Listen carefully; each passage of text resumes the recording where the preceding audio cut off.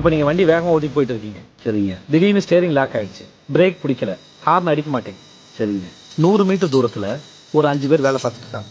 ஐயோ வேறு வழியே இல்லை, அந்த 5 பேர் மேலே நீங்கள் வண்டி ஏற்றிட்டு போகிறோன்னு பயப்படுறப்போ ஸ்டேரிங் கொஞ்சமாக இடது பக்கம் திரும்புது, அந்த பக்கமாக ஒரு பாதை சரி அந்த பக்கமாக போய் இந்த 5 பேரையும் காப்பாற்றலாம் நிம்மதி பெருமிச்சு விடுறப்போ அந்த பாதையில் ஒரு ஆள் வேலை செஞ்சுட்டு கவனிக்குது. வண்டி வேகமாக போயிட்டு பிரேக் பிடிக்க ஒரு பக்கம் 5 பேர் வேலை செஞ்சுட்டு இருக்காங்க, இன்னொரு பக்கம் ஒரு ஆள் வேலை செஞ்சுட்டு வண்டியை நிறுத்தணும். நீங்கள் என்ன பண்ணுங்க? யோ, என்னையா கேள்வி இது? டக்குன்னு வண்டி இடது பக்கம் திருப்பிட்டு அந்த ஒரு ஆள் அடித்து போட்டு போக வேண்டியதான். ஏன்னா 5 உயிரா 1 உயிரானா 5 உயிரை காப்பாற்றுறது தான் முக்கியம்.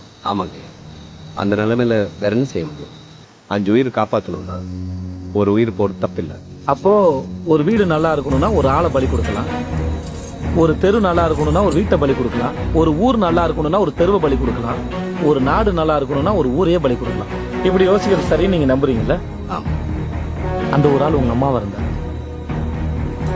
நீங்க பெத்த புள்ள அந்த வீட்டுல வாழ்ந்தா,